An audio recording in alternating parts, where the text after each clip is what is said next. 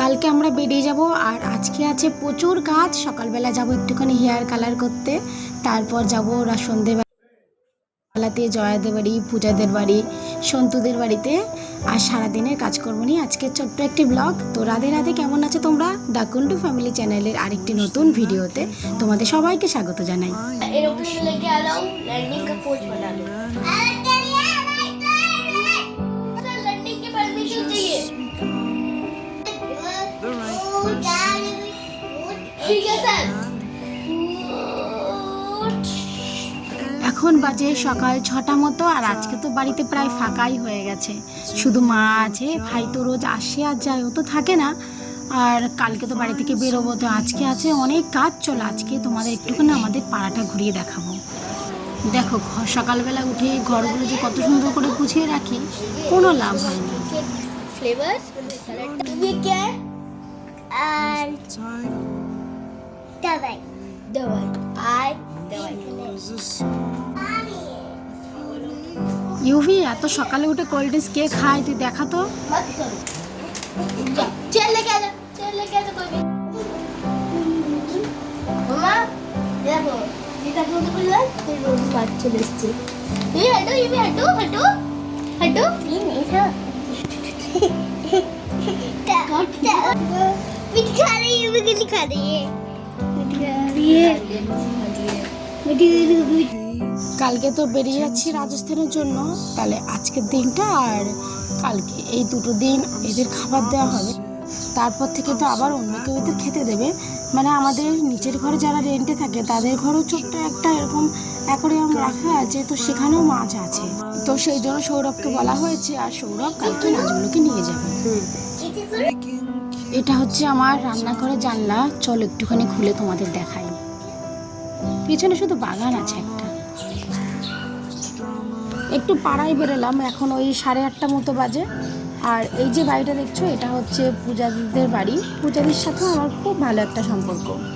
পূজাদি এখন হয়তো বাড়িতে নেই, কারণ এই টাইমে পূজাদি চলে যায় স্কুলে।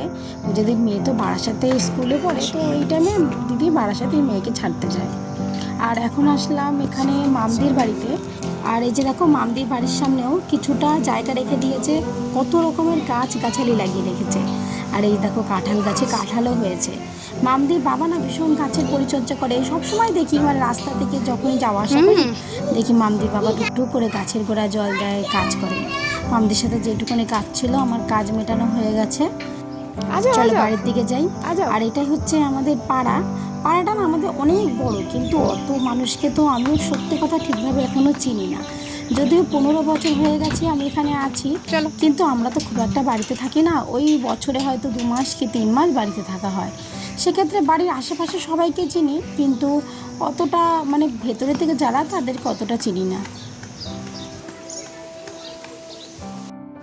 আর আমাদের পাড়ায় একটা জিনিস খুব ভালো আছে, সবার বাড়িতে না কিছু না কিছু গাছপালা লাগানো আছে।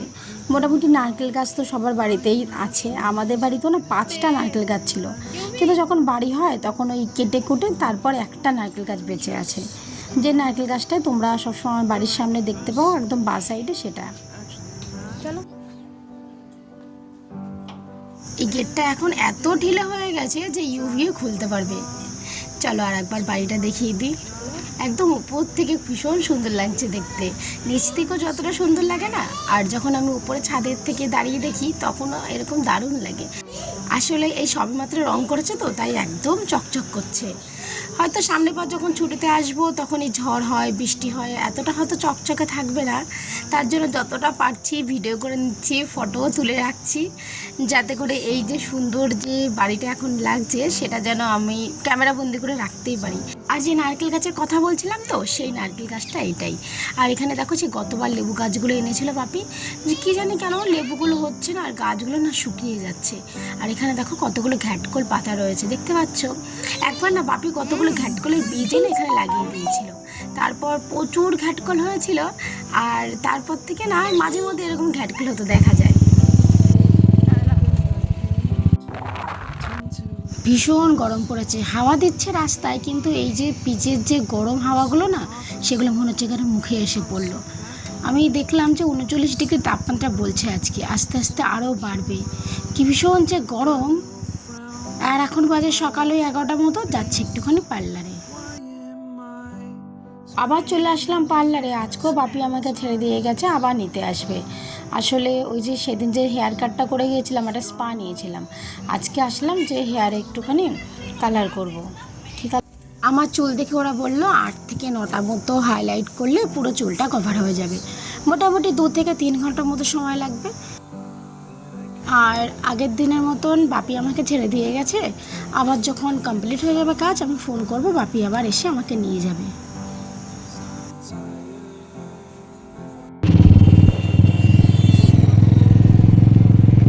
পার্লারের কাজ হয়ে গেছে আর আমরা বাড়ির জন্য বেরিয়ে গেছি।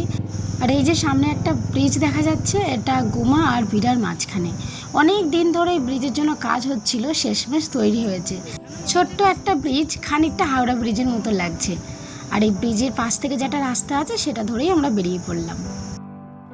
চলো বাড়িতে চলে এসেছি। আজকে একদম সিম্পল রান্না। সকালবেলা যে ঘ্যাটকলটা দেখিয়েছিলাম সেখান থেকেই পাতা তুলে এনে এই যে মা একটুখানি ঘ্যাটকল পাতা বাটা করেছে। আর এখানে আছে টক ডাল। আর গতকালকে তো মা বাবার বিয়েবার্ষিকী ছিল, প্রচুর খাওয়া দাওয়া হয়ে গেছে, তাই আজকে না একদম সিম্পল খাবার করেছে মা। আর এখানে আছে মাছের মাথা, পাবদা মাছ ভাজা।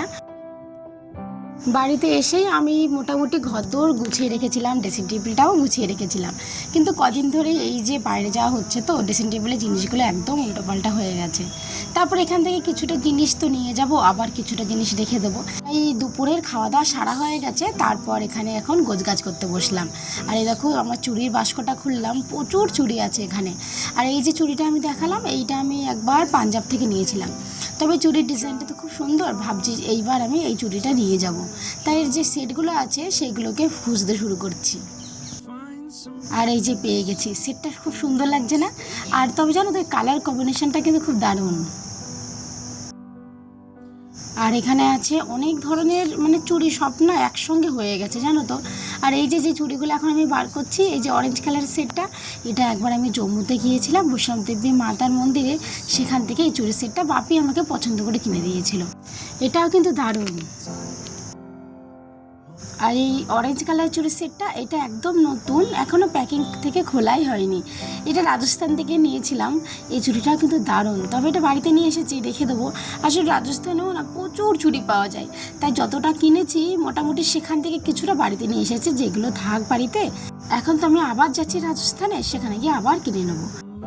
আর এইবার যখন ছুটে আসার সময় দিল্লিতে গিয়েছিলাম, তখন এই চুড়ির সেটটা কিনেছিলাম লোটাস টেম্পলের সামনে থেকে।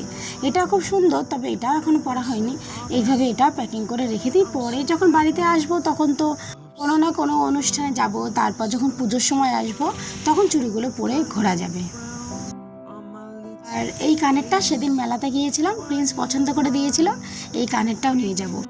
আর পুজোর সময় যখন ছুটিতে এসেছিলাম তখন তো বেশ কয়েকটা কানের কিনেছিলাম, আর সেগুলো নিয়েও গিয়েছি আমি, সেটা একটা ভিডিওতে শেয়ার করেছিলাম।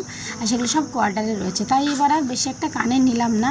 তবে এই পুঁথির সেটটা আমি নিয়েছিলাম মেলা থেকে, এটা ভাবছি নিয়ে যাব।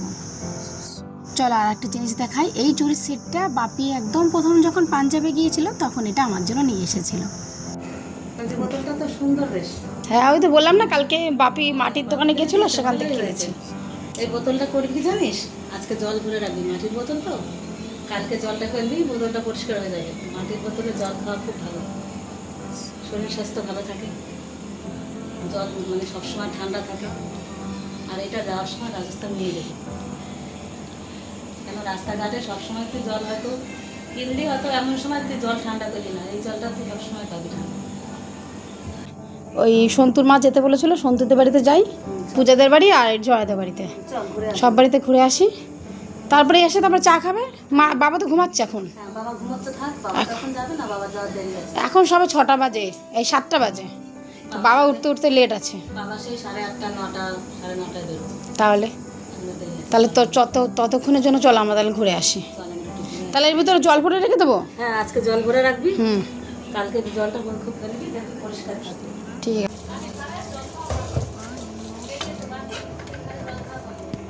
আর এই যে সেই শাড়িটা গতদিন যখন মা বাবার অ্যানিভার্সারি ছিল, বাপি এটা নিজে পছন্দ করে কিনে দিয়েছে। বোন বলল এখন পার্পেল কালারটা নাকি খুব চলছে, সত্যি শাড়ির কালারটা দারুণ লাগছে। আর এখন এই শাড়ির এই ব্লাউজটা বানাতে এসেছি।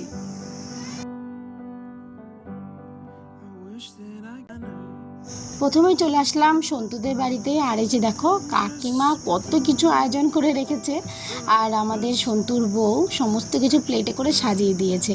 ওকে বললাম তুমি একটু খাও, ও মোটে খেতেই চাইলো না।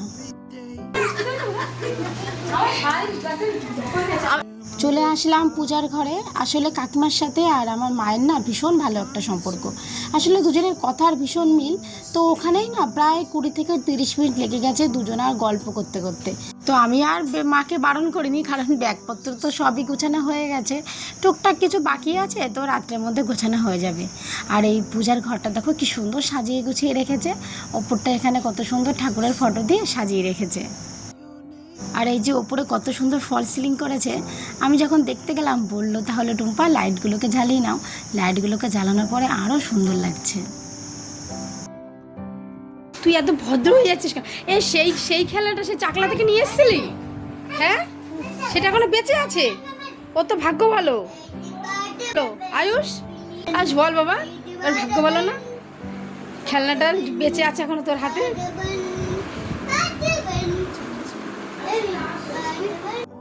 দেখো কি কাণ্ড, পূজা দিয়েছে প্লেট ভরে চাউমিন, আর ওখানে চা বানাচ্ছে। এমনিতেই পূজা রান্না খুব ভালো করে, ওর রান্না তো আমি অনেক দিন ধরে খাচ্ছি, তবে চাটাও না দারুণ বানায়। আর মাও বলছিল পূজা আজকে চাটা দারুণ হয়েছে। বাবা কেন তুমি কেন কেন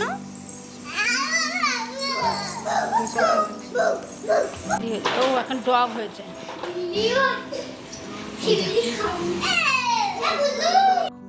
আমাদের লাস্ট ডেস্টিনি জয়াদের বাড়িতে।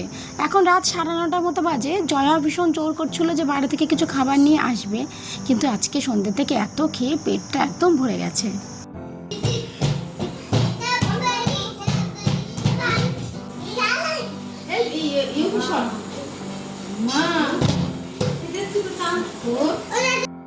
জয়ার ঘরে এসে মিষ্টি খেলাম, তারপর চা দিয়েছে। এই যে চা, কত সুন্দর দুধ চা করে দিয়েছে, আর এখানে কিছুটা পপকর্ন ভেজে দিয়েছে।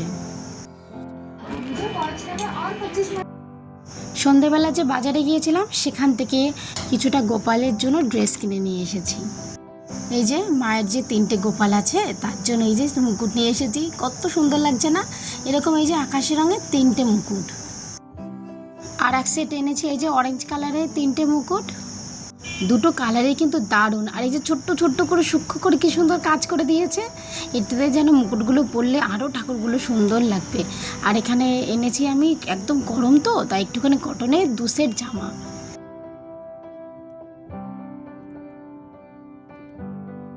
আর প্রত্যেকবার যাওয়ার সময় মা কিছু জামা কাপড় কিনে দেয়, তার জন্য এই যে ইউভির জন্য 2টো জামার সেট, প্রিন্সের জন্য 2টো জামার সেট, ব্যাস এইসব টুকিটাকি কিছু জিনিসপত্র কিনে আনা হয়েছে। মা প্রিন্সের জন্য এই গেঞ্জি সেটটা পছন্দ করেছে, এর সঙ্গে একটা সাদা প্যান্ট দিয়ে কালকে ভাবছি প্রিন্সকে পরিয়ে নিয়ে যাব। আর ইউভিকে এই অরেঞ্জ কালারের গেঞ্জি সেটটা পরিয়ে নিয়ে যাব।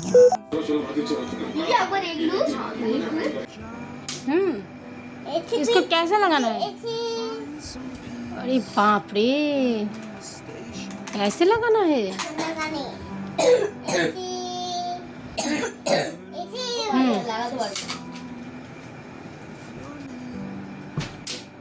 জয় হিন্দ। রাত 10টা মতো বেজে গেছে, বাবাও বাড়ি চলে যাচ্ছে। আর বাবাকে বললাম কালকে তো ভীষণ গরম পড়বে, তো তোমার যদি মনে হয় তাহলে তুমি যেও, আমরা তো শিয়ালদা থেকে যাব। বাবা বলল না, বাবা আমাদের সাথে যাবে। আসলে আমরা বেশিরভাগই হাওড়া থেকে যোধপুর এক্সপ্রেসটা ধরি, তো ওখানে রাত থাকে। তো বাবা ওখানে প্রতিবারই আমাদের হাওড়া ছাড়তে যায়, লাস্ট ট্রেনে বাড়িতে আসে। এইবার তো আমরা শিয়ালদা হয়ে যাচ্ছি, তাই জন্যই বাবাকে বলেছিলাম যে এত গরমে দেখো তুমি যাবে কি না। কিন্তু বাবা তো মোটে আমার বারণ শুনছেই না, বাবা বলছে আমাদের সাথে যাবে। আসলে একটা মাসের জন্য মেয়ে জামাই নাতি দুটোকে পায়, তো তারপর আবার খালি হয়ে বসে থাকবে, সেই জন্য আমাদের ছাড়তে গেলে বাবার মনটা ভালো থাকে। বাবা চলে গেছে আর আমি বসে পড়লাম মার কাছে তেল মাখতে। আরও একবার নিচে আসলাম আর বাড়ির লাইটগুলো আর একবার মন ভরে দেখে নিচ্ছি। আবার কতদিন এইভাবে দেখতে পাবো না, সব আলোগুলো বন্ধ হয়ে থাকবে। চলো তবে আজকের জন্য এতটুকু, আবার নিয়ে আসবো অন্য কোনো ভিডিও গল্পের মাধ্যমে। আর ভিডিও যদি তোমাদের ভালো লেগে থাকে তবে একটা লাইক করে দিও।